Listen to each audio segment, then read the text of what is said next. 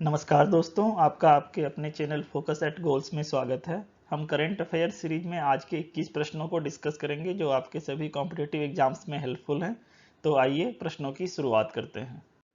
हमारा आज का पहला प्रश्न है, देश का पहला यूनिकॉर्न स्पोर्ट्स इंटरप्राइज कौन बन गया है? तो इसका आंसर है Chennai super king. Chennai super king देश का पहला स्पोर्ट्स यूनिकॉर्न बन गया है जिसका मार्केट कैप 7,600 करोड़ रुपए का हो गया है।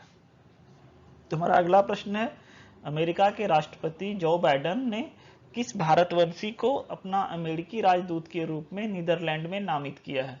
तो इसका आंसर है शेफाली राजदान। राष्ट्रपति जो बाइडेन ने भारतवंशी राजनीतिक कार्यकर्ता शेफाली राजदान को नीदरलैंड में अपना राजदूत नामित किया है।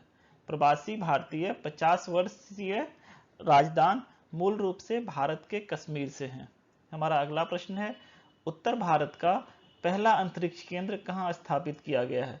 तो इसका आंसर है केंद्रीय विश्वविद्यालय जम्मू में। केंद्रीय विश्वविद्यालय जम्मू में उत्तर भारत का पहला अंतरिक्ष विज्ञान अनुसंधान केंद्र स्थापित किया गया है।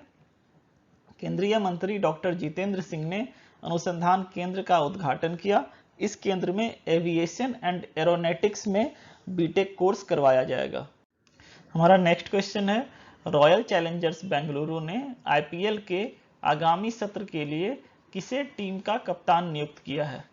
तो इसका आंसर है Faf du Plessis. Royal Challengers Bangalore franchise ने फाफ डू प्लेसिस को कप्तान नियुक्त किया है। फाफ डू प्लेसिस दक्षिण अफ्रीका के क्रिकेट खिलाड़ी हैं।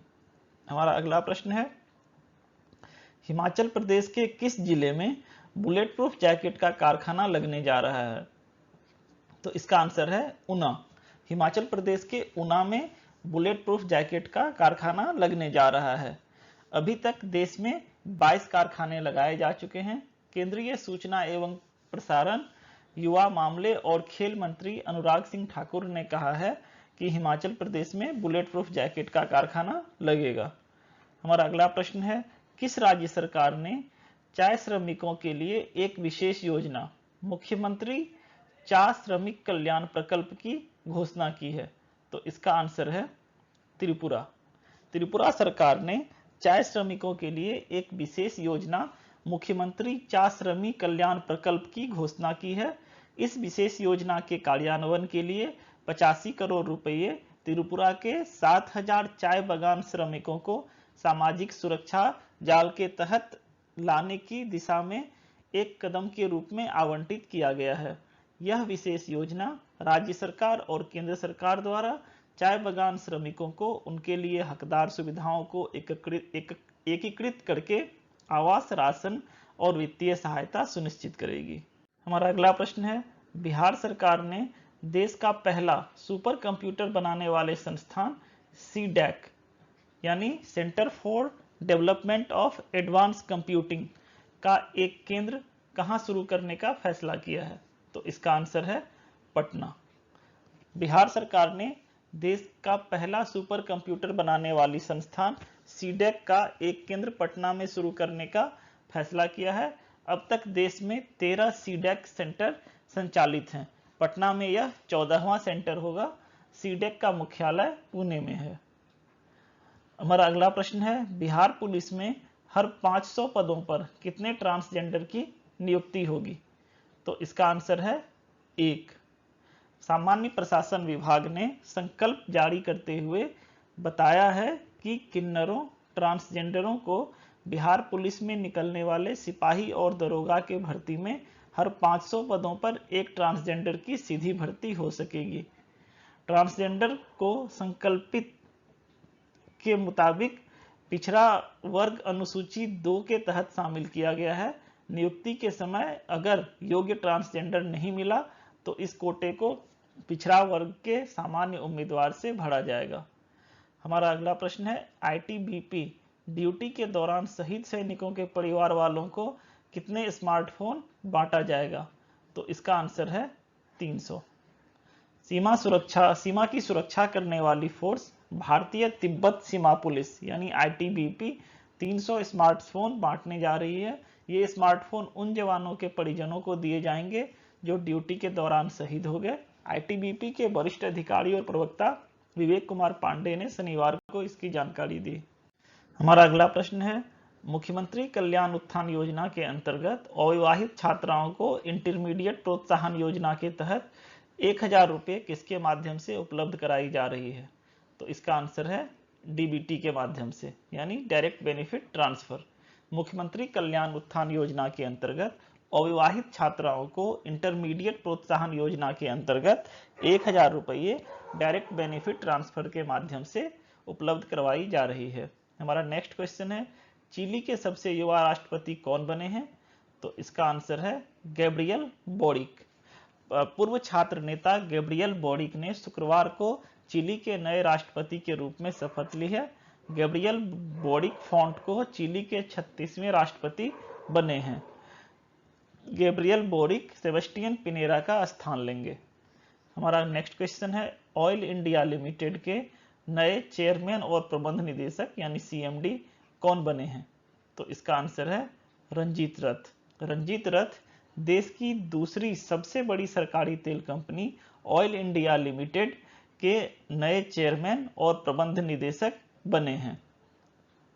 रंजीत रथ सुशील चंद्र मिश्रा का स्थान लेंगे, जो 30 जून 2022 को सेवानिवृत्त होंगे। ऑयल इंडिया लिमिटेड की स्थापना 18 फरवरी 1959 को हुई थी और इसका मुख्यालय नोएडा में है। हमारा नेक्स्ट क्वेश्चन है, badminton tournament German open super 300 में पुरुष एकल का खिताब किस खिलाड़ी ने जीता है? तो इसका आंसर है कुनालवुत विदितसार्न, जो कि थाईलैंड के हैं। बैडमिंटन टूर्नामेंट जर्मन ओपन 300 के फाइनल मुकाबले में थाईलैंड के कुनालवुत विदितसार्न ने भारतीय खिलाड़ी लक्ष्य को 18-21, 15-21 से हराकर जर्मन ओपन सुपर 300 का खिताब जीत लिया है। बैडमिंटन टूर्नामेंट का आयोजन स्थल मुल्हेम जर्मनी में था और यह बैडमिंटन टूर्नामेंट जर्मन ओपन 300 का 59वां संस्करण था। हमारा अगला प्रश्न है, अंतर्राष्ट्रीय गणित दिवस 2022 कब मनाया गया है? तो इसका आंसर है 14 मार्च को। अंतर्राष्ट्रीय गणित दिवस को पाई दिवस के रूप में भी जाना जाता है। अंतर्राष्ट्रीय गणित दिवस मनाने का उद्देश्य लोगों को विज्ञान और प्रौद्योगिकी में गणित की आवश्यक भूमिका के बारे में शिक्षित करना और जीवन की गुणवत्ता में सुधार लाना है।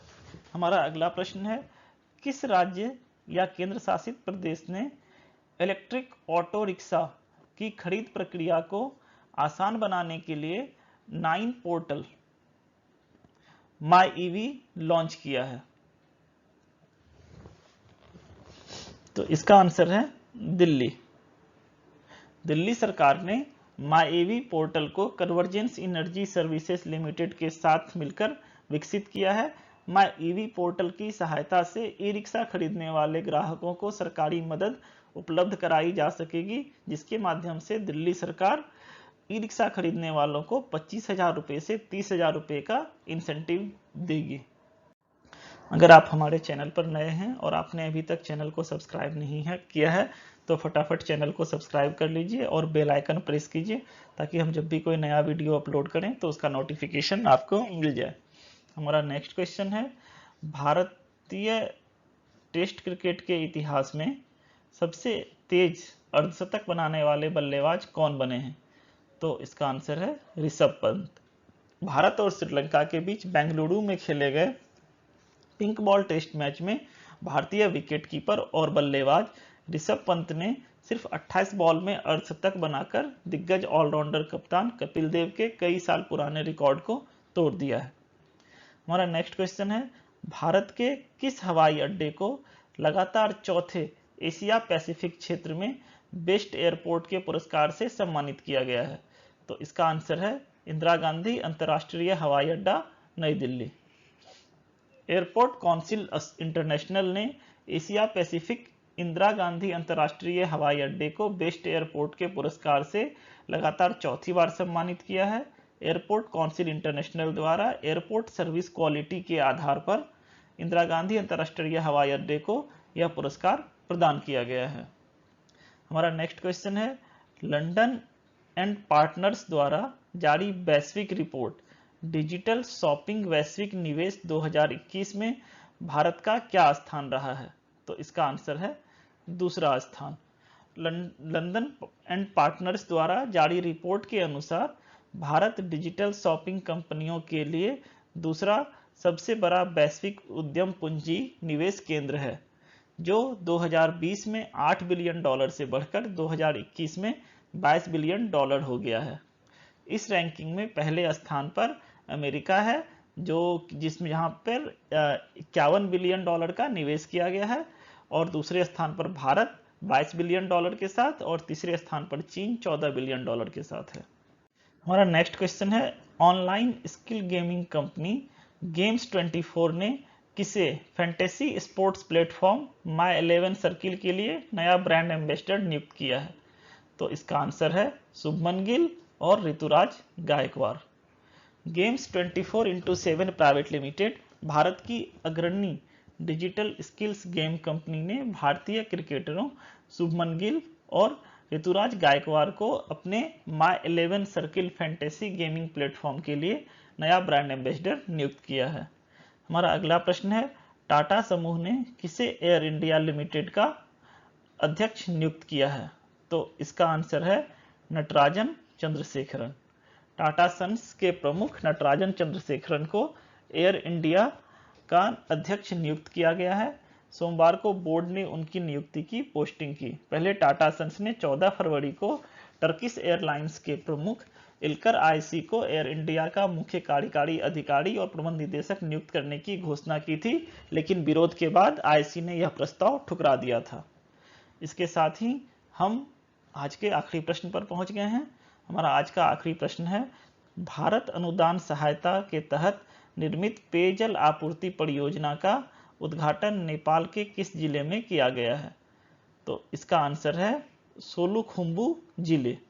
भारत अनुदान सहायता के तहत निर्मित पेयजल आपूर्ति परियोजना का उद्घाटन नेपाल के सोलुखुम्बु जिले में किया गया। यह वर्ष नेपाल में इंडिया एट 75 आज़ादी का अमृत महोत्सव के हिस्से के रूप में उद्घाटन की जा रही है। 75 परियोजनाओं में से एक है, जो भारत की आज़ादी के 75 साल पूरे होने का जश्न मनाती है। हम प्रतिदिन करंट अफेयर्स और दूसरे टॉपिक पर वीडियो अपलोड करते हैं। अगर आपको हमारा एफर्ट पसंद आया हो तो इस वीडियो को लाइक कीजिए और चैनल को सब्सक्राइब कीजिए, ताकि आपको क्वालिटी और ऑथेंटिक कंटेंट मिल सके। इस वीडियो को आप अपने दोस्तों के साथ शेयर भी कीजिए। तो मिलते हैं कल के वीडियो में, तब तक के लिए bye bye and take care.